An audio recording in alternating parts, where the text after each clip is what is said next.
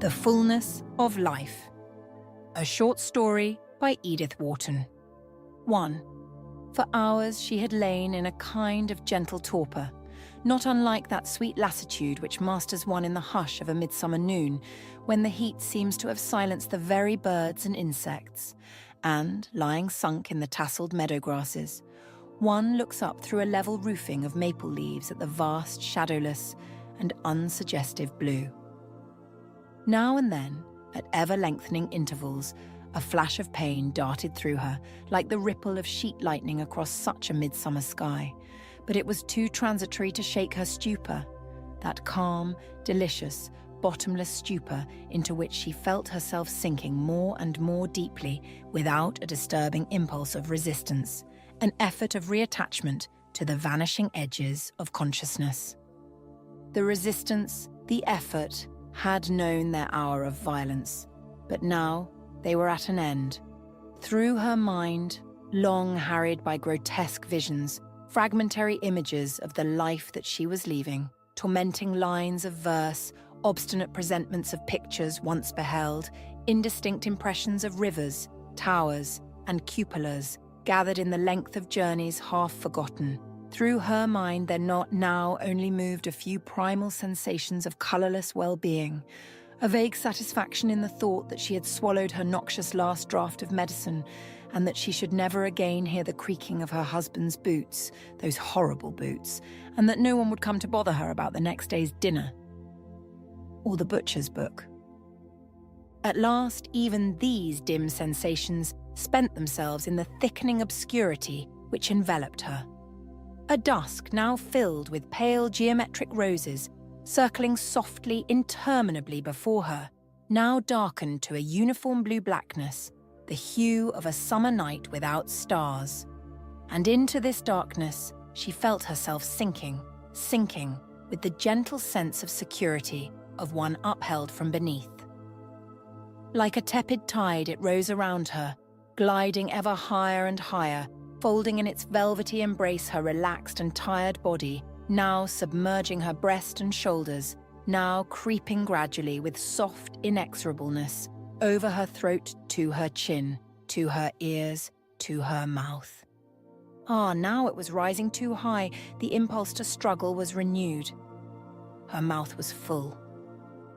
She was choking. "Help! It is all over," said the nurse, drawing down the eyelids with official composure. The clock struck 3. They remembered it afterward. Someone opened the window and let in a blast of that strange, neutral air which walks the earth between darkness and dawn. Someone else led the husband into another room. He walked vaguely like a blind man on his creaking boots. 2. She stood, as it seemed, on a threshold, yet no tangible gateway was in front of her. Only a wide vista of light, mild yet penetrating as the gathered glimmer of innumerable stars, expanded gradually before her eyes, in blissful contrast to the cavernous darkness from which she had of late emerged. She stepped forward, not frightened but hesitating, and as her eyes began to grow more familiar with the melting depths of light about her, she distinguished the outlines of a landscape, at first swimming in the opaline uncertainty of Shelley's vaporous creations, then gradually resolved into distincter shape. The vast unrolling of a sunlit plain, aerial forms of mountains, and presently the silver crescent of a river in the valley, and a blue stenciling of trees along its curve, something suggestive in its ineffable hue of an azure background of Leonardo's, strange, enchanting, mysterious, leading on the eye and the imagination into regions of fabulous delight. As she gazed, her heart beat with a soft and rapturous surprise, so exquisite a promise she read in the summons of that hyaline distance. And so death is not the end after all. In sheer gladness she heard herself exclaiming aloud. I always knew that it couldn't be. I believed in Darwin, of course, I do still. But then Darwin himself said that he wasn't sure about the soul. At least I think he did. And Wallace was a spiritualist. And then there was St. George Mivart. Her gaze lost itself in the ethereal remoteness of the mountains. "How beautiful, how satisfying," she murmured. "Perhaps now I shall really know what it is to live." As she spoke, she felt a sudden thickening of her heartbeats, and, looking up, she was aware that before her stood the Spirit of Life. "Have you never really known what it is to live?" the Spirit of Life asked her. "I have never known," she replied, "that fullness of life which we all feel ourselves capable of knowing. Though my life has not been without scattered hints of it, like the scent of earth which comes to one sometimes far out at sea." "And what do you call the fullness of life?" the Spirit asked again. "Oh, I can't tell you if you don't know," she said almost reproachfully. "Many words are supposed to define it. Love and sympathy are those in commonest use, but I am not even sure that they are the right ones, and so few people really know what they mean." "You were married," said the Spirit, "yet you did not find the fullness of life in your marriage." "Oh dear, no," she replied with an indulgent scorn. "My marriage was a very incomplete affair." "And yet, you were fond of your husband?" "You have hit upon the exact word. I was fond of him, yes, just as I was fond of my grandmother, and the house that I was born in, and my old nurse. Oh, I was fond of him, and we were counted a very happy couple. But I have sometimes thought that a woman's nature is like a great house full of rooms. There is the hall, through which everyone passes in going in and out, the drawing room, where one receives formal visits, the sitting room, where the members of the family come and go as they list. But beyond that, far beyond, are other rooms, the handles of whose doors perhaps are never turned. No one knows the way to them. No one knows whither they lead. And in the innermost room, the Holy of Holies, the soul sits alone and waits for a footstep that never comes." "And your husband," asked the Spirit after a pause, "never got beyond the family sitting room?" "Never," she returned impatiently. "And the worst of it was that he was quite content to remain there. He thought it perfectly beautiful, and sometimes when he was admiring its commonplace furniture, insignificant as the chairs and tables of a hotel parlour, I felt like crying out to him, 'Fool, will you never guess that close at hand are rooms full of treasures and wonders, such as the eye of man hath not seen, rooms that no step has crossed, but that might be yours to live in, could you but find the handle of the door?' Then," the Spirit continued, "those moments of which you lately spoke, which seemed to come to you like scattered hints of the fullness of life, were not shared with your husband." "Oh no, never. He was different. His boots creaked, and he always slammed the door when he went out, and he never read anything but railway novels and the sporting advertisements in the papers, and in short, we never understood each other in the least." "To what influence, then, did you owe those exquisite sensations?" "I can hardly tell, sometimes to the perfume of a flower, sometimes to a verse of Dante or of Shakespeare, sometimes to a picture or a sunset, or to one of those calm days at sea when one seems to be lying in the hollow of a blue pearl. Sometimes, but rarely, to a word spoken by someone who chanced to give utterance, at the right moment, to what I felt but could not express."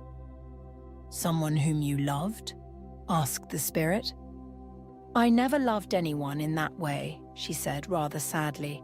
"Nor was I thinking of any one person when I spoke, but of 2 or 3 who, by touching for an instant upon a certain chord of my being, had called forth a single note of that strange melody which seemed sleeping in my soul. It has seldom happened, however, that I have owed such feelings to people, and no one ever gave me a moment of such happiness as it was my lot to feel one evening in the church of Or San Michele, in Florence." "Tell me about it," said the Spirit. "It was near sunset on a rainy spring afternoon in Easter week. The clouds had vanished, dispersed by a sudden wind, and as we entered the church, the fiery panes of the high windows shone out like lamps through the dusk. A priest was at the high altar, his white cope a livid spot in the incense-laden obscurity. the light of the candles flickering up and down like fireflies about his head. A few people knelt nearby. We stole behind them and sat down on a bench close to the tabernacle of Orcagna. Strange to say, though Florence was not new to me, I had never been in the church before, and in that magical light I saw for the first time the inlaid steps, the fluted columns, the sculptured bas-reliefs and canopy of the marvellous shrine.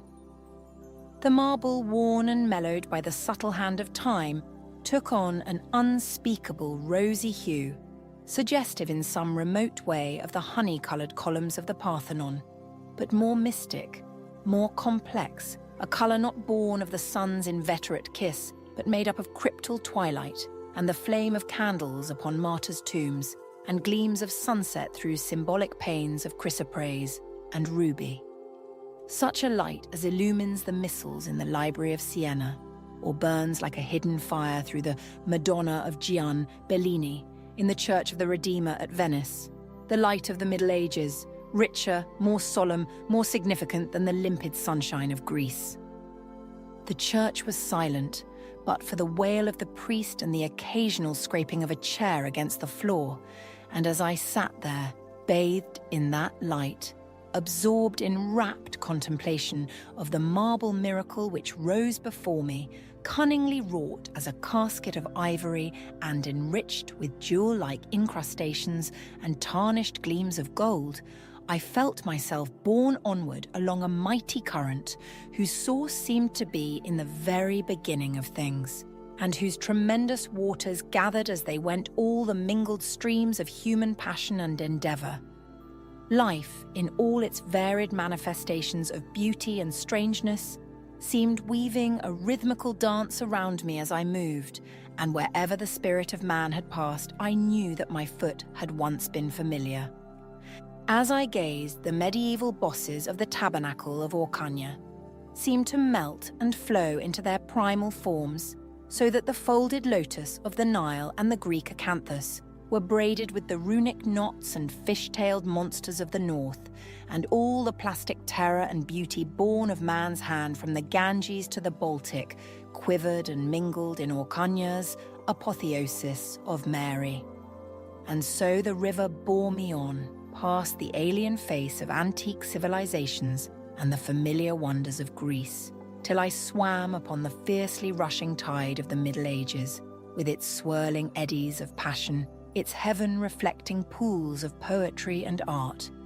I heard the rhythmic blow of the craftsmen's hammers in the goldsmiths' workshops and on the walls of churches, the party cries of armed factions in the narrow streets, the organ roll of Dante's verse, the crackle of the faggots around Arnold of Brescia, the twitter of the swallows to which St. Francis preached, the laughter of the ladies listening on the hillside to the quips of the Decameron, while plague-struck Florence howled beneath them.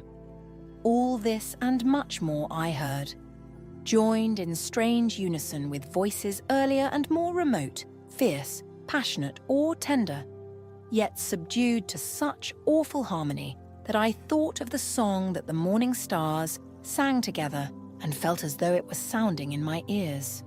My heart beat to suffocation, the tears burned my lids, the joy, the mystery of it seemed too intolerable to be borne.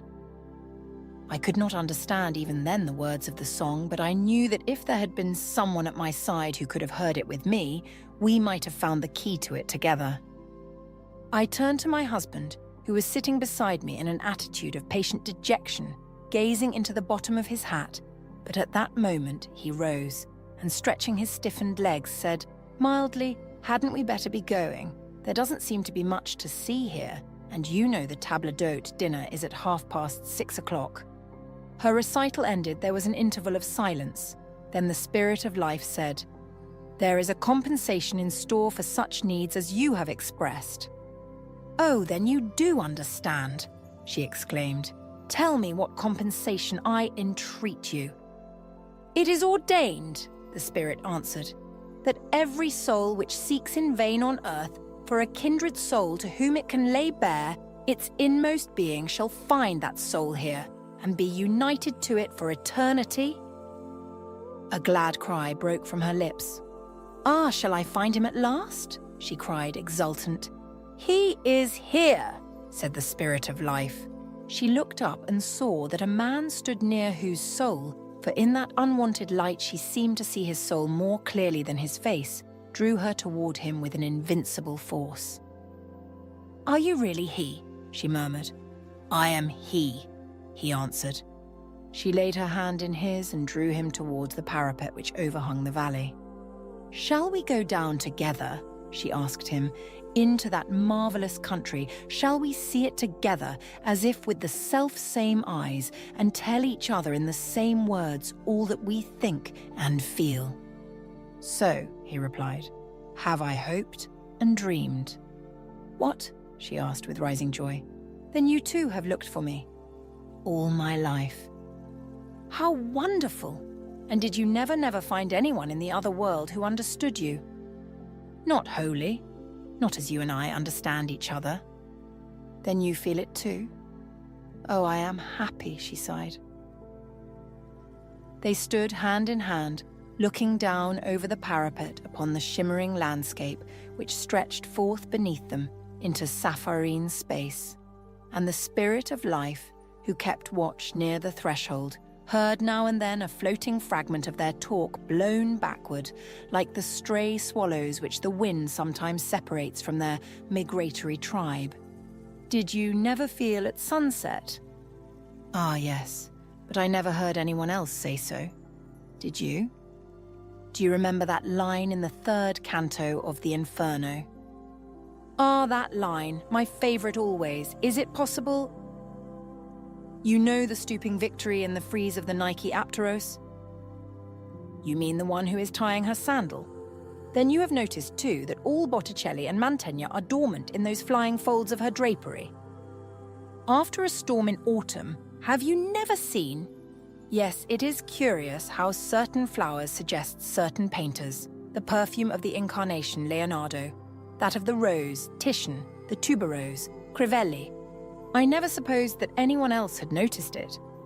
Have you never thought, oh yes, often and often, but I never dreamed that anyone else had. But surely you must have felt, oh yes, yes, and you too. How beautiful. How strange." Their voices rose and fell like the murmur of two fountains answering each other across a garden full of flowers. At length, with a certain tender impatience, he turned to her and said, "Love, why should we linger here? All eternity lies before us. Let us go down into that beautiful country together and make a home for ourselves on some blue hill above the shining river." As he spoke, the hand she had forgotten in his was suddenly withdrawn, and he felt that a cloud was passing over the radiance of her soul. "A home," she repeated slowly, "a home for you and me to live in for all eternity." "Why not, love? Am I not the soul that yours has sought?" Yes, yes, I know, but don't you see, a home would not be like home to me unless, he wonderingly repeated. She did not answer, but she thought to herself with an impulse of whimsical inconsistency, "Unless you slammed the door and wore creaking boots." But he had recovered his hold upon her hand and by imperceptible degrees was leading her toward the shining steps which descended to the valley. "Come, O my soul's soul," he passionately implored. "Why delay a moment? Surely you feel, as I do, that eternity itself is too short to hold such bliss as ours. It seems to me that I can see our home already. Have I not always seen it in my dreams? It is white, love, is it not, with polished columns and a sculptured cornice against the blue. Groves of laurel and oleander and thickets of roses surround it, but from the terrace where we walk at sunset, the eye looks out over woodlands and cool meadows where, deep bowered under ancient boughs, a stream goes delicately toward the river. Indoors, our favourite pictures hang upon the walls, and the rooms are lined with books. Think, dear, at last we shall have time to read them all. With which shall we begin? Come, help me to choose. Shall it be Faust, or the Vita Nuova, the Tempest, or Les Caprices de Marianne, or the 31st Canto of the Paradise, or Epipsychidion, or Lycidas? Tell me, dear, which one?"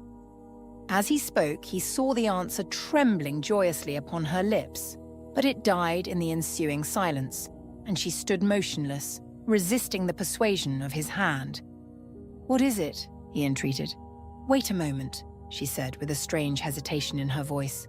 "Tell me first, are you quite sure of yourself? Is there no one on earth whom you sometimes remember?" "Not since I have seen you," he replied. For being a man, he had indeed forgotten. Still she stood motionless, and he saw that the shadow deepened on her soul. "Surely, love," he rebuked her, "it was not that which troubled you. For my part, I have walked through Lethe. The past has melted like a cloud before the moon. I never lived until I saw you." She made no answer to his pleadings, but at length, rousing herself with a visible effort, she turned away from him and moved toward the Spirit of Life, who still stood near the threshold. "I want to ask you a question," she said in a troubled voice. "Ask," said the Spirit. "A little while ago," she began slowly, "you told me that every soul which has not found a kindred soul on earth is destined to find one here." "And have you not found one?" asked the Spirit. "Yes, but will it be so with my husband's soul also?" "No," answered the Spirit of Life, "for your husband imagined that he had found his soul's mate on earth in you, and for such delusions eternity itself contains no cure." She gave a little cry. Was it of disappointment or triumph? Then what will happen to him when he comes here? That I cannot tell you. Some field of activity and happiness he will doubtless find in due measure to his capacity for being active and happy. She interrupted almost angrily. "He will never be happy without me." "Do not be too sure of that," said the Spirit. She took no notice of this, and the Spirit continued. "He will not understand you here any better than he did on earth." "No matter," she said. "I shall be the only sufferer, for he always thought that he understood me. His boots will creak just as much as ever." "No matter." "And he will slam the door." "Very likely." "And continue to read railway novels," she interposed impatiently. "Many men do worse than that." "But you said just now," said the Spirit, "that you did not love him." "True," she answered simply. "But don't you understand that I shouldn't feel at home without him? It is all very well for a week or two, but for eternity. After all, I never minded the creaking of his boots, except when my head ached, and I don't suppose it will ache here. And he was always so sorry when he had slammed the door, only he never could remember not to. Besides, no one else would know how to look after him. He is so helpless. His inkstand would never be filled, and he would always be out of stamps and visiting cards. He would never remember to have his umbrella recovered, or to ask the price of anything before he bought it. Why, he wouldn't even know what novels to read. I always had to choose the kind he liked, with a murder or a forgery and a successful detective." She turned abruptly to her kindred soul, who stood listening with a mien of wonder and dismay. "Don't you see," she said, "that I can't possibly go with you?" "But what do you intend to do?" asked the Spirit of Life. "What do I intend to do?" she returned indignantly. "Why, I mean to wait for my husband, of course. If he had come here first, he would have waited for me for years and years, and it would break his heart not to find me here when he comes."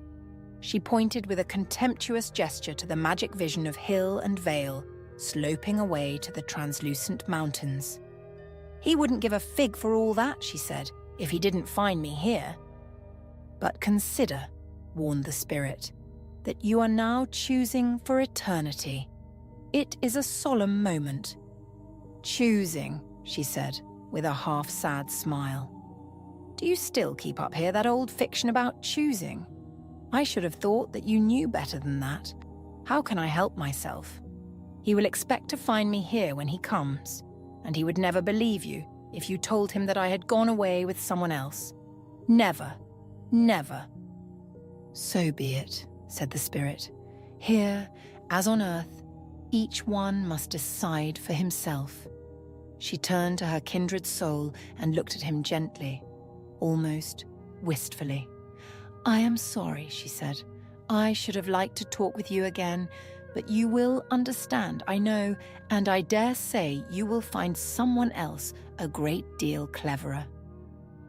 And without pausing to hear his answer, she waved him a swift farewell and turned back toward the threshold. "Will my husband come soon?" she asked the Spirit of Life. "That you are not destined to know," the Spirit replied. "No matter," she said cheerfully. "I have all eternity to wait in." And still seated alone on the threshold, she listens for the creaking of his boots.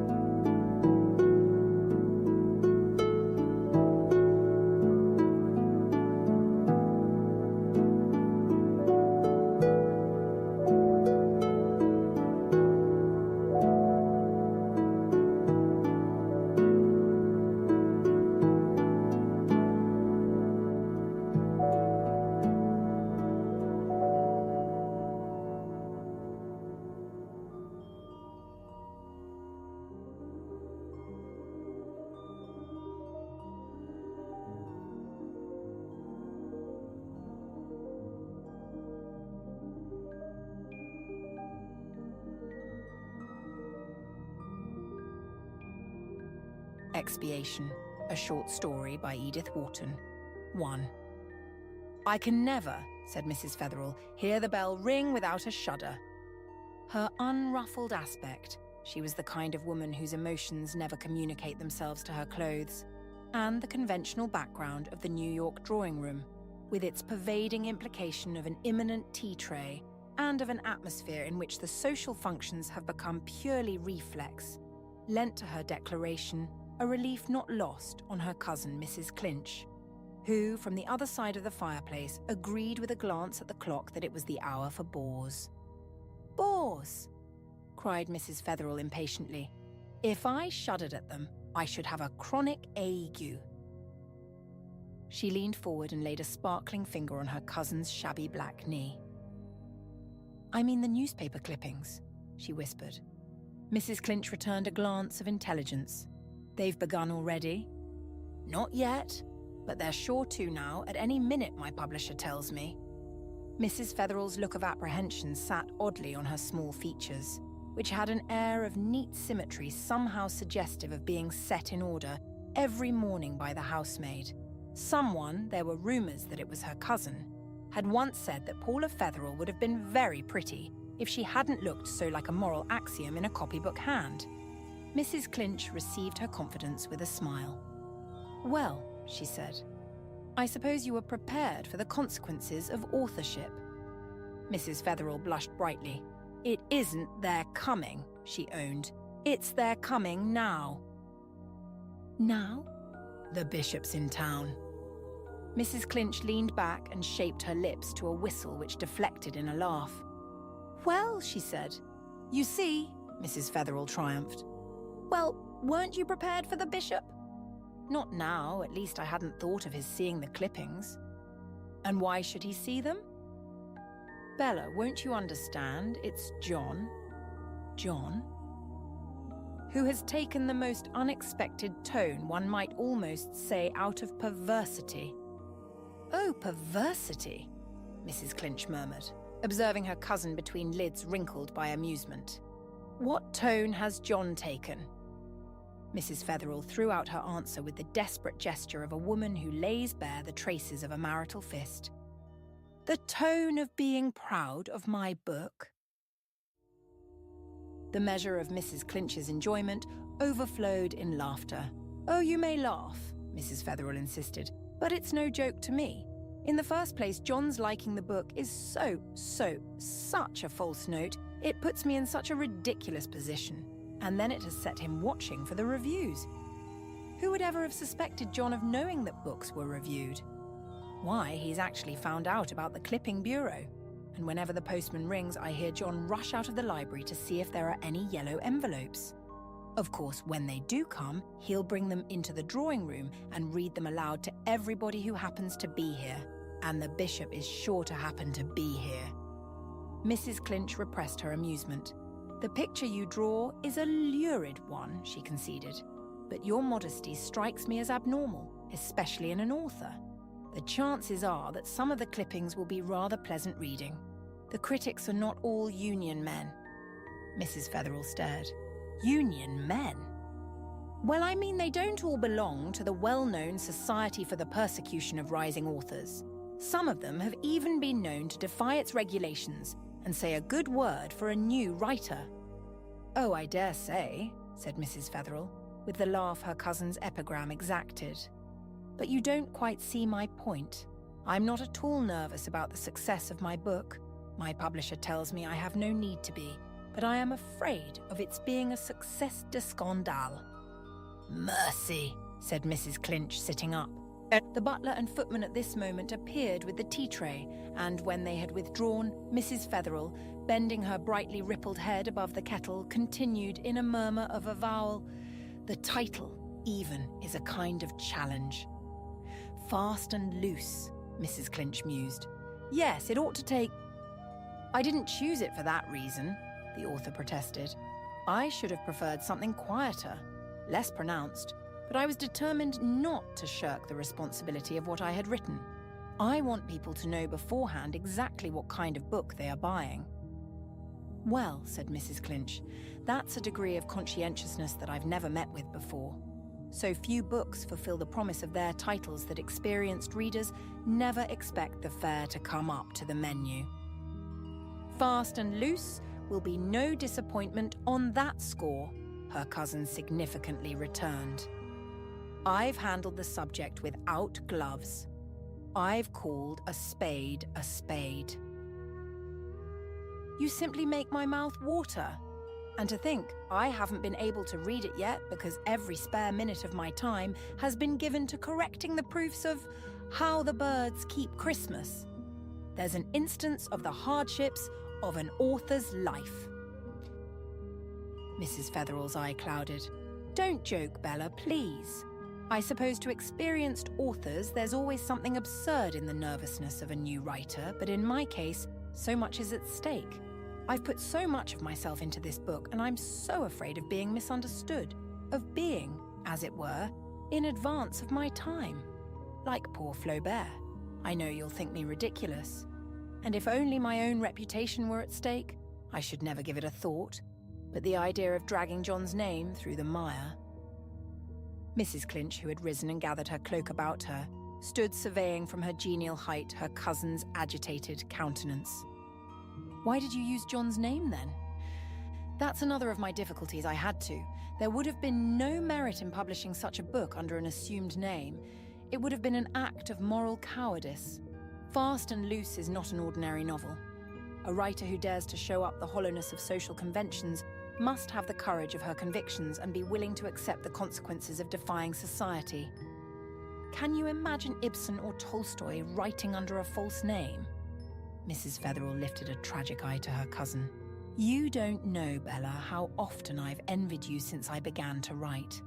I used to wonder sometimes, you won't mind my saying so, why, with all your cleverness, you hadn't taken up some more exciting subject than natural history, but I see now how wise you were. Whatever happens, you will never be denounced by the press. Is that what you're afraid of? Asked Mrs. Clinch, as she grasped the bulging umbrella which rested against her chair. My dear, if I had ever had the good luck to be denounced by the press, my brougham would be waiting at the door for me at this very moment, and I shouldn't have to ruin this umbrella by using it in the rain. Why, you innocent, if I'd ever felt the slightest aptitude for showing up social conventions, do you suppose I should waste my time writing nests ajar and how to smell the flowers? There's a fairly steady demand for pseudoscience and colloquial ornithology, but it's nothing, simply nothing, to the ravenous call for attacks on social institutions, especially by those inside the institutions. There was often, to her cousin, a lack of taste in Mrs. Clinch's pleasantries, and on this occasion they seemed more than usually irrelevant. Fast and loose was not written with the idea of a large sale. Mrs. Clinch was unperturbed. Perhaps that's just as well, she returned with a philosophic shrug. The surprise will be all the pleasanter, I mean. For of course it's going to sell tremendously, especially if you can get the press to denounce it. Bella, how can you? I sometimes think you say such things expressly to tease me, and yet I should think you of all women would understand my purpose in writing such a book. It has always seemed to me that the message I had to deliver was not for myself alone, but for all the other women in the world who have felt the hollowness of our social shams, the ignominy of bowing down to the idols of the market, but have lacked either the courage or the power to proclaim their independence. And I have fancied, Bella dear, that however severely society might punish me for revealing its weaknesses, I could count on the sympathy of those who, like you, Mrs. Fetherel's voice sank, have passed through the deep waters. Mrs. Clinch gave herself a kind of canine shake, as though to free her ample shoulders from any drop of the element she was supposed to have traversed. Oh, call them muddy rather than deep, she returned. And you'll find, my dear, that women who've had any wading to do are rather shy of stirring up mud. It sticks, especially on white clothes. Mrs. Fetherel lifted an undaunted brow. I'm not afraid, she proclaimed, and at the same instant she dropped her teaspoon with a clatter and shrank back into her seat. There's the bell, she exclaimed, and I know it's the bishop. It was, in fact, the Bishop of Ossining, who, impressively announced by Mrs. Fetherel's butler, now made an entry that may best be described as not inadequate to the expectations the announcement raised.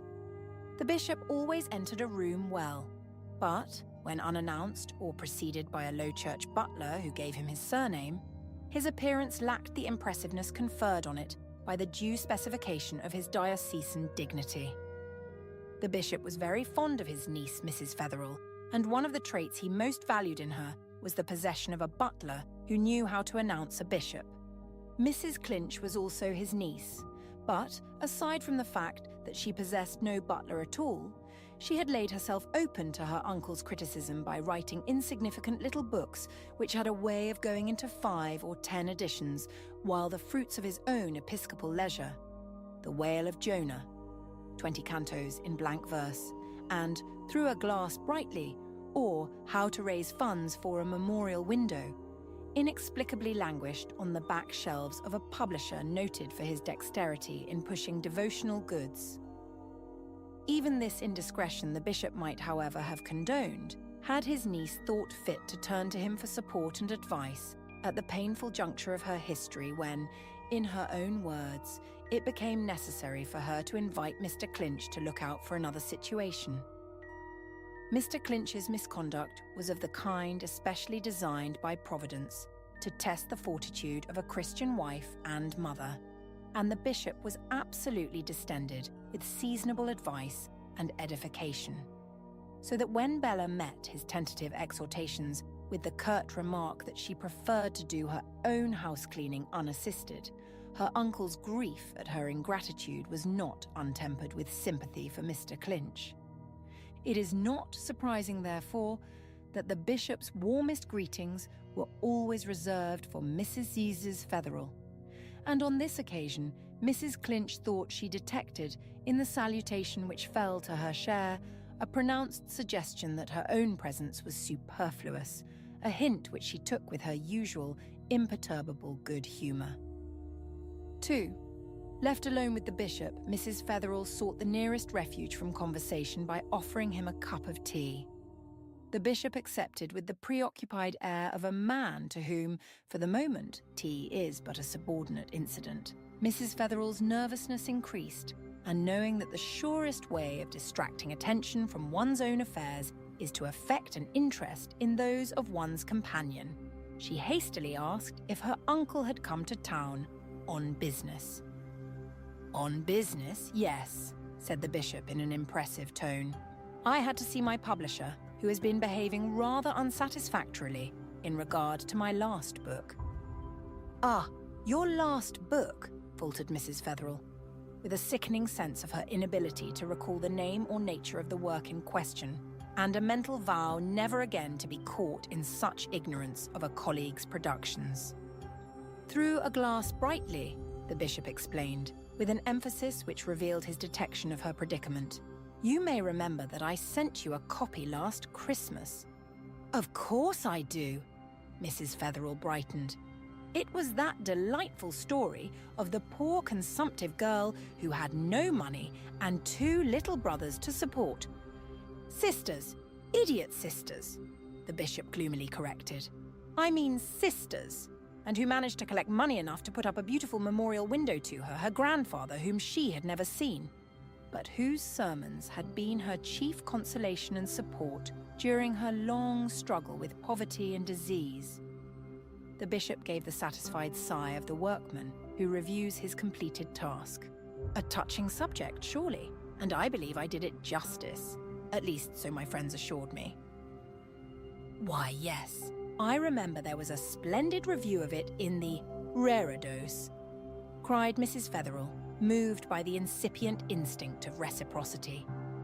"Yes, by my dear friend Mrs. Gollinger, whose husband, the late Dean Gollinger, was under very particular obligations to me." Mrs. Gollinger is a woman of rare literary acumen, and her praise of my book was unqualified, but the public wants more highly seasoned fare, and the approval of a thoughtful churchwoman carries less weight than the sensational comments of an illiterate journalist. The bishop lent a meditative eye on his spotless gaiters. "At the risk of horrifying you, my dear," he added with a slight laugh, "I will confide to you that my best chance of a popular success would be to have my book denounced by the press." "Denounced?" gasped Mrs. Fetherel. "On what ground?" "On the ground of immorality." The bishop evaded her startled gaze. "Such a thing is inconceivable to you, of course, but I am only repeating what my publisher tells me. If, for instance, a critic could be induced, if a critic were to be found who called in question the morality of my heroine in sacrificing her own health and that of her idiot sisters in order to put up a memorial window to her grandfather, it would probably raise a general controversy in the newspapers, and I might count on a sale of 10 or 15,000 within the next year. If he described her as morbid or decadent, it might even run to 20,000. But that is more than I permit myself to hope. In fact, I should be satisfied with any general charge of immorality." The bishop sighed again. "I need hardly tell you that I am actuated by no mere literary ambition. Those whose opinion I most value have assured me that the book is not without merit, but though it does not become me to dispute their verdict, I can truly say that my vanity as an author is not at stake. I have, however, a special reason for wishing to increase the circulation of Through a Glass Brightly. It was written for a purpose I have greatly at heart." "I know," cried his niece sympathetically. "The chantry window is still empty, alas, and I had great hopes that, under Providence, my little book might be the means of filling it. All our wealthy parishioners have given lavishly to the cathedral, and it was for this reason that in writing Through a Glass, I addressed my appeal more especially to the less well-endowed, hoping by the example of my heroine to stimulate the collection of small sums throughout the entire diocese, and perhaps beyond it. I am sure," the bishop feelingly concluded, "the book would have a widespread influence if people could only be induced to read it." His conclusion touched a fresh thread of association in Mrs. Fetherel's vibrating nerve centres. "I never thought of that," she cried. The bishop looked at her inquiringly. That one's books may not be read at all. How dreadful, she exclaimed. He smiled faintly. I had not forgotten that I was addressing an authoress, he said. Indeed, I should not have dared to inflict my troubles on anyone not of the craft. Mrs. Fetherel was quivering with the consciousness of her involuntary self-betrayal. Oh, uncle, she murmured. In fact, the bishop continued, with a gesture which seemed to brush away her scruples, I came here partly to speak to you about your novel. Fast and Loose, I think you call it. Mrs. Fetherel blushed assentingly. And is it out yet? The bishop continued. It came out about a week ago, but you haven't touched your tea and it must be quite cold. Let me give you another cup. My reason for asking, the bishop went on with the bland inexorableness with which, in his younger days, he had been known to continue a sermon after the senior warden had looked 4 times at his watch. My reason for asking is that I hoped I might not be too late to induce you to change the title. Mrs. Fetherel set down the cup she had filled. The title, she faltered. The bishop raised a reassuring hand. Don't misunderstand me, dear child. Don't for a moment imagine that I take it to be in any way indicative of the contents of the book. I know you too well for that.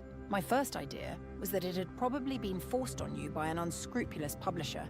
I know too well to what ignoble compromises one may be driven in such cases. He paused as though to give her the opportunity of confirming this conjecture, but she preserved an apprehensive silence, and he went on as though taking up the second point in his sermon.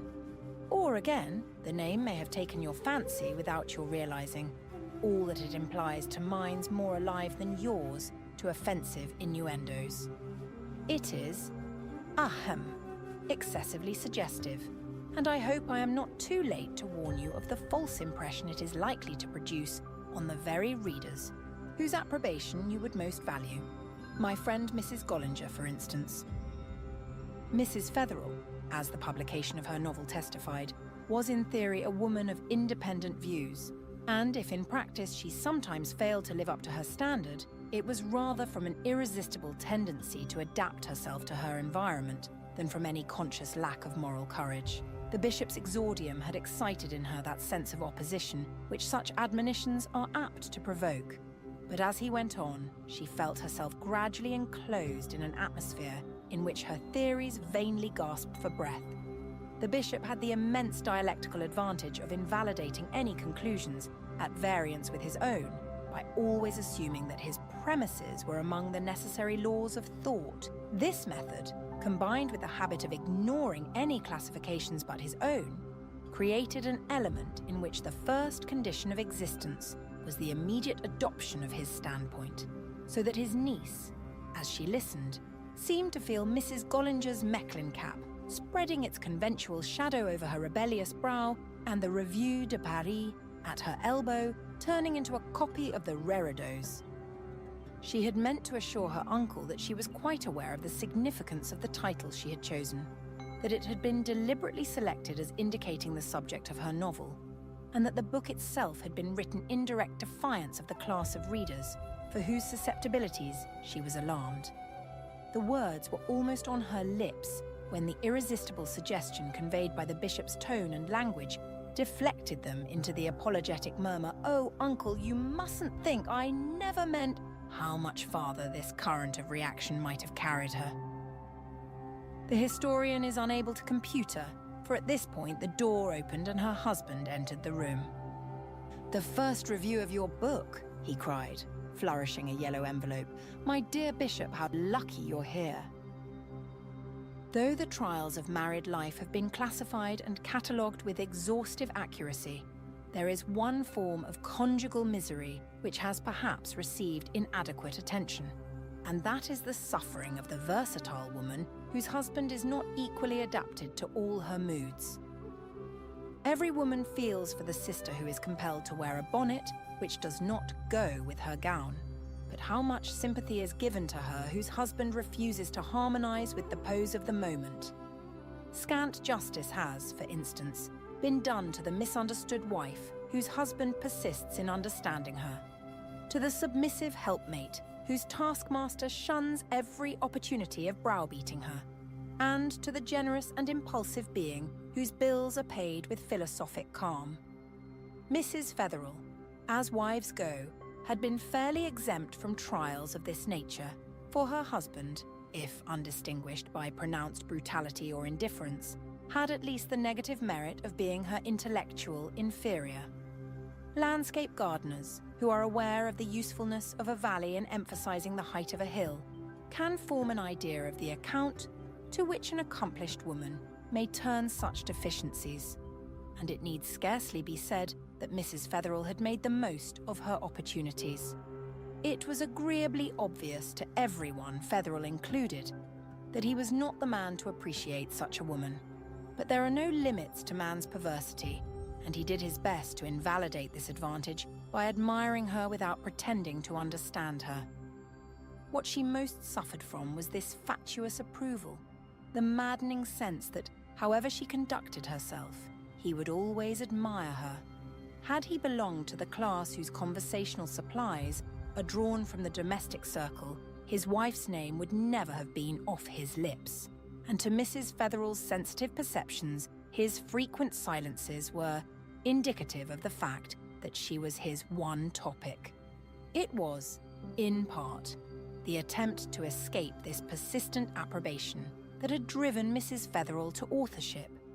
She had fancied that even the most infatuated husband might be counted on to resent, at least negatively, an attack on the sanctity of the hearth, and her anticipations were heightened by a sense of the unpardonableness of her act.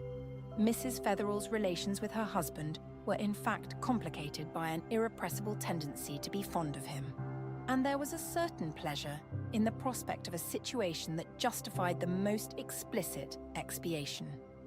These hopes Fetherel's attitude had already defeated. He read the book with enthusiasm, he pressed it on his friends, he sent a copy to his mother, and his very soul now hung on the verdict of the reviewers. It was perhaps this proof of his general ineptitude that made his wife doubly alive to his special defects, so that his inopportune entrance was aggravated by the very sound of his voice and the hopeless aberration of his smile. Nothing to the observant is more indicative of a man's character and circumstances than his way of entering a room. The Bishop of Ossining, for instance, brought with him not only an atmosphere of episcopal authority, but an implied opinion on the verbal inspiration of the scriptures and on the attitude of the Church towards divorce, while the appearance of Mrs. Fetherel's husband produced an immediate impression of domestic felicity. His mere aspect implied that there was a well-filled nursery upstairs, that this wife, if she did not sew on his buttons, at least superintended the performance of that task, that they both went to church regularly, and that they dined with his mother every Sunday evening punctually at 7 o'clock. All this and more was expressed in the affectionate gesture with which he now raised the yellow envelope above Mrs. Fetherel's clutch. And knowing the uselessness of begging him not to be silly, she said, with a dry despair, "You're boring the bishop horribly." Fetherel turned a radiant eye on that dignitary. "She bores us all horribly, doesn't she, sir?" he exulted. "Have you read it?" said his wife uncontrollably. "Read it? Of course not, it's just this minute come. I say, Bishop, you're not going?" "Not till I've heard this," said the bishop, settling himself in his chair with an indulgent smile. His niece glanced at him despairingly. "Don't let John's nonsense detain you," she entreated. "Detain him? That's good," guffawed Fetherel. "It isn't as long as one of his sermons. Won't take me 5 minutes to read. Here, listen to this, ladies and gentlemen. In this age of festering pessimism and decadent depravity, it is no surprise to the nauseated reviewer to open one more volume, saturated with the fetid emanations of the sewer." Fetherel, who was not in the habit of reading aloud, paused with a gasp, and the bishop glanced sharply at his niece, who kept her gaze fixed on the teacup she had not yet succeeded in transferring to his hand. "Of the sewer," her husband resumed, "but his wonder is proportionately great when he lights on a novel as sweetly inoffensive as Paula Fetherel's Fast and Loose. Mrs. Fetherel is, we believe, a new hand at fiction, and her work reveals frequent traces of inexperience. But these are more than atoned for by her pure, fresh view of life and her altogether unfashionable regard for the reader's moral susceptibilities. Let no one be induced by its distinctly misleading title to forego the enjoyment of this pleasant picture of domestic life, which, in spite of a total lack of force in character drawing and of consecutiveness in incident, may be described as a distinctly pretty story. 3. It was several weeks later that Mrs. Clinch once more brought the plebeian aroma of heated tramcars and muddy street crossings into the violet-scented atmosphere of her cousin's drawing room.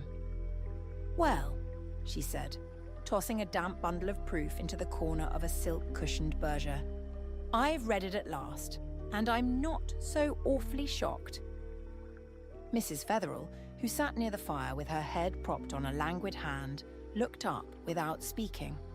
"Mercy, Paula," said her visitor, "you're ill." Mrs. Fetherel shook her head. "I was never better," she said mournfully. "Then may I help myself to tea?" "Thanks."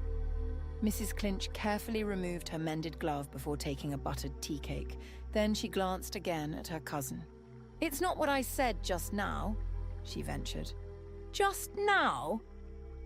"About Fast and Loose? I came to talk it over." Mrs. Fetherel sprang to her feet. "I never," she cried dramatically, "want to hear it mentioned again." "Paula!" exclaimed Mrs. Clinch, setting down her cup. Mrs. Fetherel slowly turned on her, an eye brimming with the incommunicable. Then dropping into her seat again, she added with a tragic laugh, "There's nothing left to say." "Nothing?" faltered Mrs. Clinch, longing for another tea cake, but feeling the inappropriateness of the impulse in an atmosphere so charged with the portentous. "Do you mean that everything has been said?" She looked tentatively at her cousin. "Haven't they been nice?" "They've been odious, odious," Mrs. Fetherel burst out, with an ineffectual clutch at her handkerchief. "It's been perfectly intolerable." Mrs. Clinch, philosophically resigning herself to the propriety of taking no more tea, crossed over to her cousin and laid a sympathizing hand on that lady's agitated shoulder. "It is a bore at first," she conceded, "but you'll be surprised to see how soon one gets used to it." "I shall never get used to it," Mrs. Fetherel brokenly declared. "Have they been so very nasty, all of them?" "Every one of them," the novelist sobbed. "I'm so sorry, dear. It does hurt. I know. But hadn't you rather expected it?" "Expected it?" cried Mrs. Fetherel, sitting up. Mrs. Clinch felt her way warily. "I only mean, dear, that I fancied from what you said before the book came out that you rather expected, that you'd rather discounted. They're recommending it to everybody as a perfectly harmless story." "Good gracious, is that what they've done?" Mrs. Fetherel speechlessly nodded. "Every one of them." "Every one?" "Whew," said Mrs. Clinch with an incipient whistle. "Why, you've just said it yourself." Her cousin suddenly reproached her. "Said what?" "That you weren't so awfully shocked."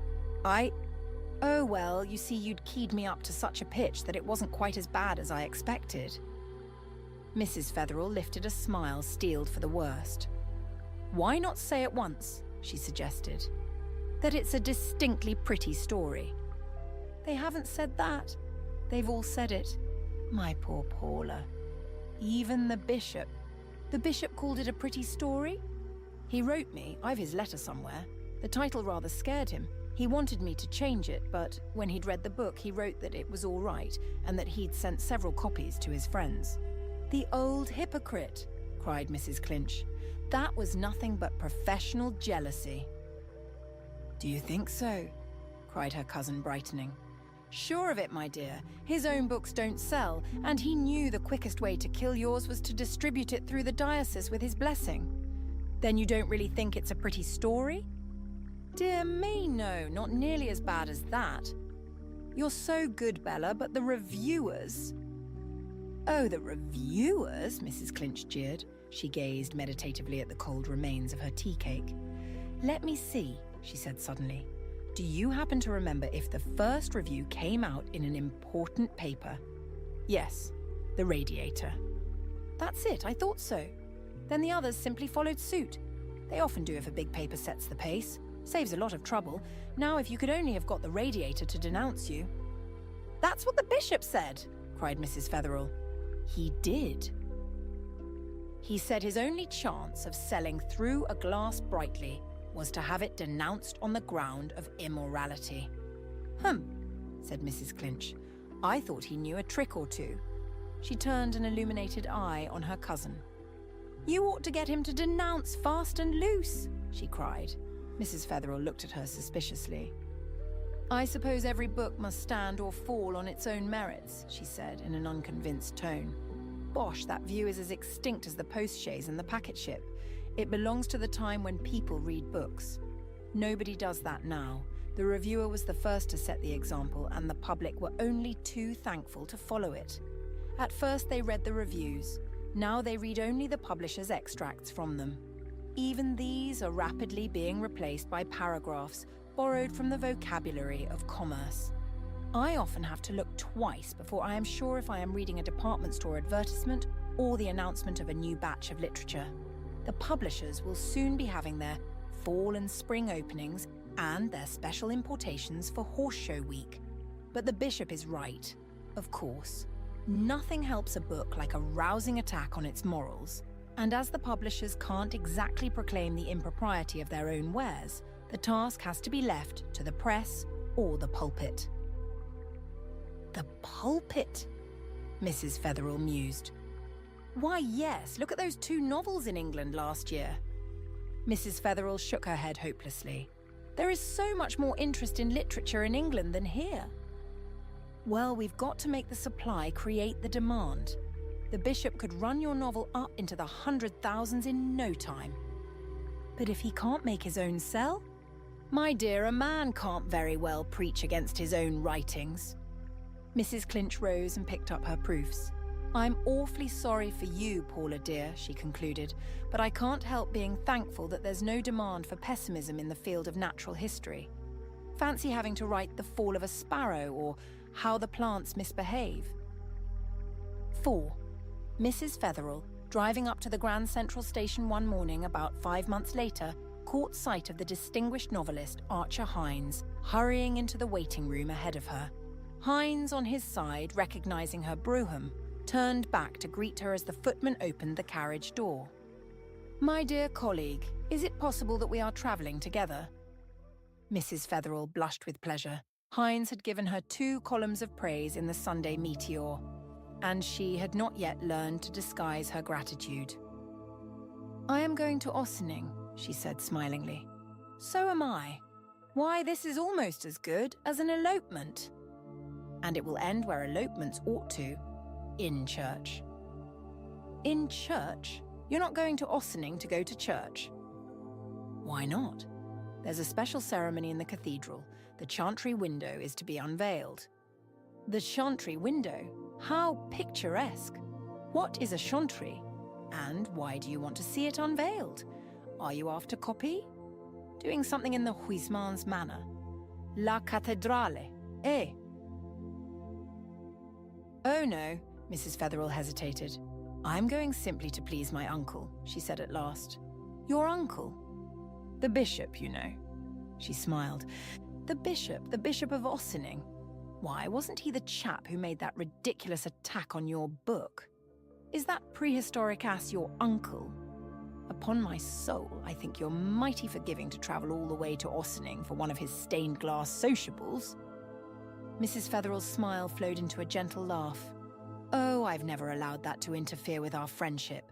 My uncle felt dreadfully about having to speak publicly against my book. It was a great deal harder for him than for me, but he thought it his duty to do so. He has the very highest sense of duty." "Well," said Hines with a shrug, "I don't know that he didn't do you a good turn. Look at that." They were standing near the bookstall, and he pointed to a placard surmounting the counter and emblazoned with the conspicuous announcement, Fast and Loose. New edition with author's portrait. 150,000. Mrs. Fetherel frowned impatiently. How absurd! They've no right to use my picture as a poster. There's our train, said Hines, and they began to push their way through the crowd surging toward one of the inner doors. As they stood wedged between circumferent shoulders, Mrs. Fetherel became conscious of the fixed stare of a pretty girl who whispered eagerly to her companion. Look, Myrtle, that's Paula Fetherel right behind us. I knew her in a minute. Gracious, where? Cried the other girl, giving her head a twist which swept her Gainsborough plumes across Mrs. Fetherel's face. The first speaker's words had carried beyond her companion's ear, and a lemon-coloured woman in spectacles, who clutched a copy of the Journal of Psychology on one drab cotton-gloved hand, stretched her disengaged hand across the intervening barrier of humanity. Have I the privilege of addressing the distinguished author of Fast and Loose? If so, let me thank you in the name of the Woman's Psychological League of Peoria for your magnificent courage in raising the standard of revolt against... You can tell us the rest in the car, said a fat man, pressing his good-humoured bulk against the speaker's arm. Mrs. Fetherel, blushing, embarrassed and happy, slipped into the space produced by this displacement, and a few moments later had taken her seat in the train. She was a little late, and the other chairs were already filled by a company of elderly ladies and clergymen who seemed to belong to the same party and were still busy exchanging greetings and settling themselves in their places. One of the ladies, at Mrs. Fetherel's approach, uttered an exclamation of pleasure and advanced with outstretched hand. My dear Mrs. Fetherel, I am so delighted to see you here. May I hope you are going to the unveiling of the chantry window? The dear bishop so hoped that you would do so, but perhaps I ought to introduce myself. I am Mrs. Gollinger. She lowered her voice expressively. One of your uncle's oldest friends, one who has stood close to him through all this sad business and who knows what he suffered when he felt obliged to sacrifice family affection to the call of duty. Mrs. Fetherel, who had smiled and coloured slightly at the beginning of this speech, received its close with a deprecating gesture. Oh, pray don't mention it, she murmured. I quite understood how my uncle was placed. I bore him no ill will for feeling obliged to preach against my book. He understood that and was so touched by it. He has often told me that it was the hardest task he was ever called upon to perform. And do you know, he quite feels that this unexpected gift of the chantry window is in some way a return for his courage in preaching that sermon. Mrs. Fetherel smiled faintly. Does he feel that? Yes, he really does. When the funds for the window were so mysteriously placed at his disposal just as he had begun to despair of raising them, he assured me that he could not help connecting the fact with his denunciation of your book. Dear uncle, sighed Mrs. Fetherel. Did he say that? And now, continued Mrs. Gollinger with cumulative rapture, now that you are about to show, by appearing at the ceremony today, that there has been no break in your friendly relations, the dear bishop's happiness will be complete. He was so longing to have you come to the unveiling. He might have counted on me, said Mrs. Fetherel, still smiling. Ah, that is so beautifully forgiving of you, cried Mrs. Gollinger enthusiastically. But then, the bishop has always assured me that your real nature was very different from that which, if you will pardon my saying so, seems to be revealed by your brilliant but rather subversive book. If you only knew my niece, dear Mrs. Gollinger, he always said, you would see that her novel was written in all innocence of heart. And to tell you the truth, when I first read the book, I didn't think it so very, very shocking. It wasn't till the dear bishop had explained tome. But dear me, I mustn't take up your time in this way when so many others are anxious to have a word with you. Mrs. Fetherel glanced at her in surprise, and Mrs. Gollinger continued with a playful smile. You forget that your face is familiar to thousands whom you have never seen. We all recognized you the moment you entered the train. and my friends here are so eager to make your acquaintance, even those," her smile deepened, "who thought the dear bishop not quite unjustified in his attack on your remarkable novel." 5. A religious light filled the chantry of Ossining Cathedral, filtering through the linen curtain which veiled the central window and mingling with the blaze of tapers on the richly adorned altar. In this devout atmosphere, agreeably laden with the incense-like aroma of Easter lilies and forced lilacs, Mrs. Fetherel knelt with a sense of luxurious satisfaction.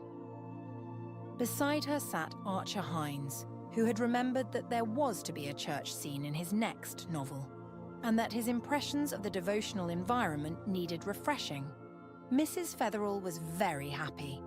She was conscious that her entrance had sent a thrill through the female devotees who packed the chantry, and she had humour enough to enjoy the thought that, but for the good bishop's denunciation of her book, the heads of his flock would not have been turned so eagerly in her direction.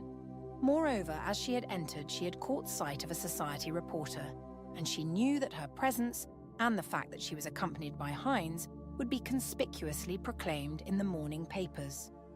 All these evidences of the success of her handiwork might have turned a calmer head than Mrs. Fetherel's. And though she had now learned to dissemble her gratification, it still filled her inwardly with a delightful glow.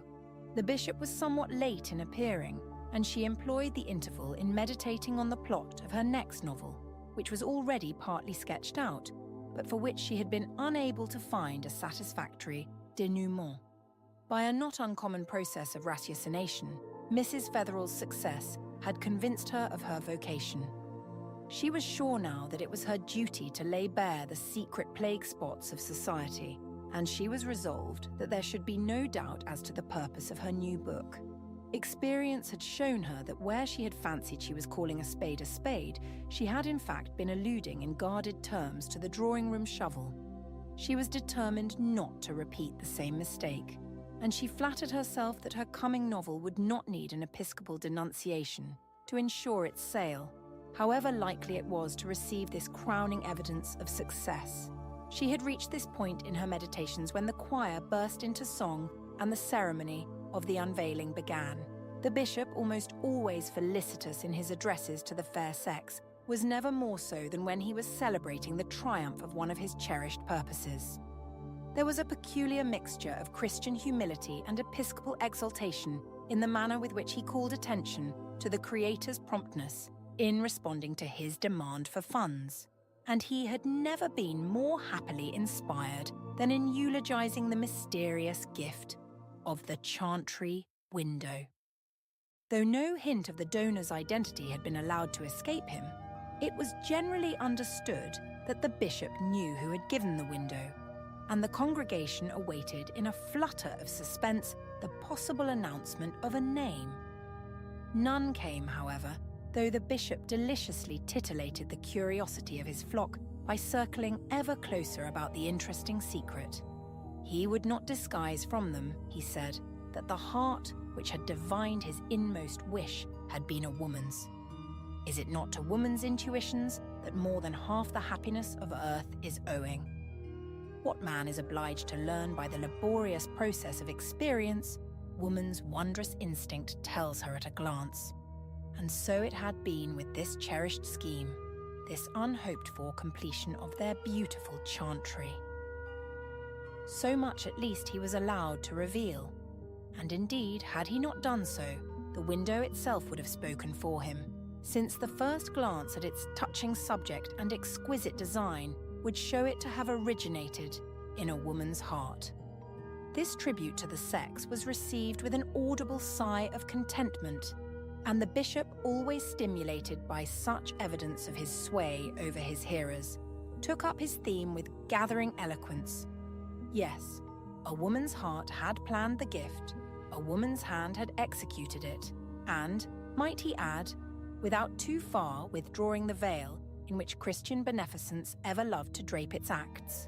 Might he add that under Providence, a book, a simple book, a mere tale in fact, had had its share in the good work for which they were assembled to give thanks? At this unexpected announcement, a ripple of excitement ran through the assemblage, and more than one head was abruptly turned in the direction of Mrs. Fetherel, who sat listening in an agony of wonder and confusion. It did not escape the observant novelist at her side that she drew down her veil to conceal an uncontrollable blush, and this evidence of dismay caused him to fix an attentive gaze on her, while from her seat across the aisle, Mrs. Gollinger sent a smile of unctuous approval. "A book! A simple book!" The bishop's voice went on above this flutter of mingled emotions. "What is a book? Only a few pages and a little ink, and yet one of the mightiest instruments which Providence has devised for shaping the destinies of man. One of the most powerful influences for good or evil which the Creator has placed in the hands of his creatures." The air seemed intolerably close to Mrs. Fetherel, and she drew out her scent bottle and then thrust it hurriedly away, conscious that she was still the centre of an unenviable attention. And all the while the bishop's voice droned on. "And of all forms of literature, fiction is doubtless that which has exercised the greatest sway, for good or ill, over the passions and imagination of the masses. Yes, my friends, I am the first to acknowledge it. No sermon, however eloquent, no theological treatise, however learned and convincing, has ever inflamed the heart and imagination like a novel. A simple novel.